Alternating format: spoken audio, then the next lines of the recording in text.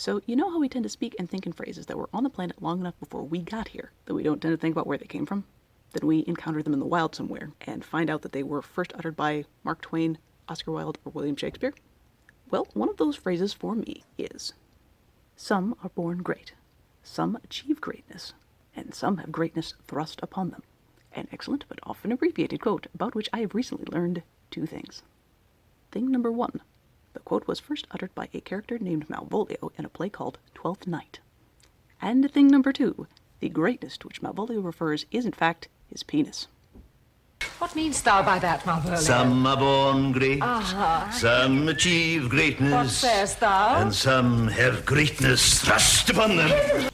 Salutations, fellow readers, writers, and killers of time on YouTube. My name is Martha Jones, and I would like to use the androgynous sounds of my voice to share with you a few words about Twelfth Night, or What You Will, a comic play thought to be written by William Shakespeare between 1601 and 1602, and a solid candidate for least Christmassy Christmas story ever, despite having a title evocative of the famous 12 Nights of Christmas, during which the inhabitants of England were historically discouraged from working for 12 entire days and nights. Nothing about the play feels particularly Christmas-like, and Christmas appears nowhere in its dialogue. So if one of your holiday traditions includes grieving how commercial everything tends to get toward year's end, you're not wrong.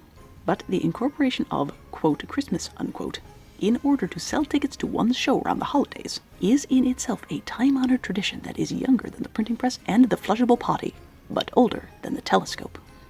If you are unfamiliar with the story of Twelfth Night, it is one in which a girl named Viola and her twin brother Sebastian are shipwrecked, and each presume the other is dead. Sebastian gets rescued by a pirate named Antonio, then bums around killing time for a couple of acts, while Viola masquerades as a boy. A thing that actually makes way more visual sense in the ancient silent version of Twelfth Night than any other version I've thus far seen. See, as Mr. Shakespeare wrote it, Viola's motivations for going into boy mode are pretty nebulous. But in the silent movie, she washes up on shore with a trunk of Sebastian's clothes. So if those clothes happen to be drier than the ones she had on, Viola's dressing in them, then getting mistaken for a boy and offered a job feels fairly logical, at least by Shakespeare comedy standards. Anyway, she takes the name Cesario and gets hired by a rich guy named Orsino, with whom she becomes BFFs and falls hopelessly in love. However, Orsino only has eyes for a rich girl named Olivia, who cannot stand him. So Orsino sends, quote, Cesario, unquote, to woo Olivia on his behalf. Olivia becomes smitten with Cesario, presumably because Olivia is not used to meeting male suitor types who can stand up to her, and Cesario finds him/herself in deep doo-doo, because the rivals for Olivia's affections are numerous and well-armed. Meanwhile, Olivia gets assaulted by Malvolio, her pompous butler, who has been set up to think his mistress both wants his body and thinks he's sexy, which results in Malvolio going to jail for a bit. Eventually, Sebastian turns up in the same town as his sister, and Parent Trap-style antics ensue, at the end of which Olivia gets Sebastian, Orsino gets Viola, and Malvolio gets schooled by Olivia's witty but devious jester. Now, when I resolved to take a closer look at Twelfth Night, I presumed that I would find some gay and trans subtext in a mostly straight story. What I found was slightly more than a smidgen of straight subtext in a mostly gay and trans story. The most interesting item of that straight subtext comes from the character of Malvolio, poor despite the most memorable line of the play being closely associated with him. Some are born great, some achieve greatness, and some have greatness thrust upon them. He is pretty straightforwardly unlikable in every regard. If we look at his behavior leading up to the hideous throwing himself at the boss pelvis first blunder, he's the kind of self-important jackass who considers himself a displaced aristocrat. Why wouldn't the richest, most gorgeous woman I personally know swoon for me? I am spry for my age, and I am the most worthy man I know. And boy, oh boy, will I have fun being a jerk to poor people when I claim Olivia and her fortune for my own. 'Tis but fortune. All is fortune. Maria once told me she did affect me, and I have heard herself come thus near, that should she fancy it should be one of my complexion.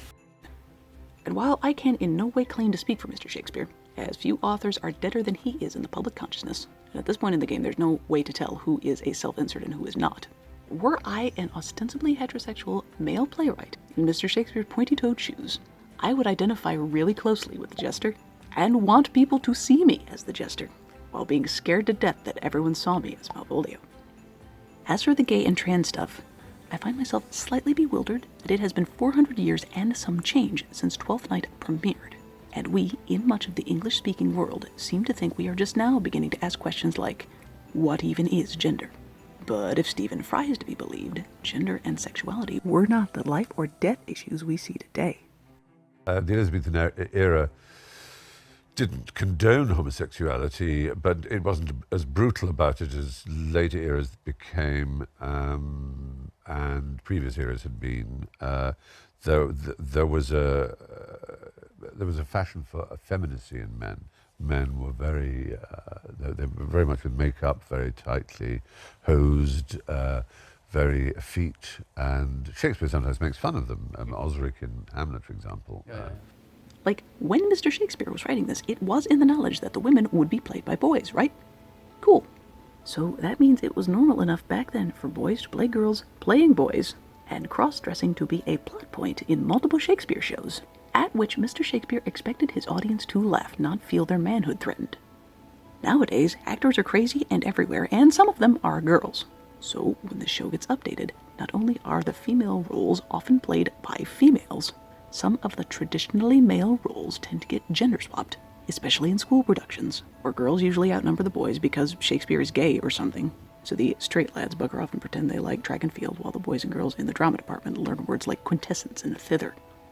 Then there's productions like this Australian made-for-TV jobby, wherein, due to being shot in 1988, everybody kind of looks like men because mullets and shoulder pads and pastels and things, and I don't know.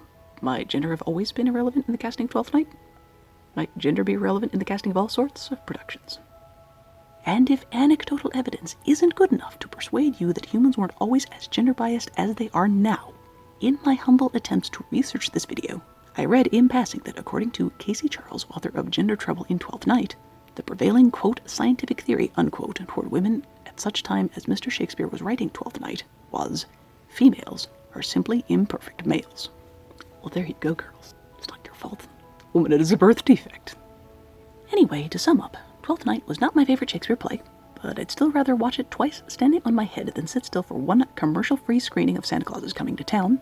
And it is my opinion that if humanity showed aptitude for being as relaxed about gender norms 400 years ago as this play would lead one to believe, maybe it's time to look for a different reason to disrespect each other in the coming year than the chromosomes we were or were not born with. Shalom, and happy belated Hanukkah, Mr. Shapiro. As always, thank you for giving these videos a shot. I post whenever I can. Meantime, take it easy. Love you.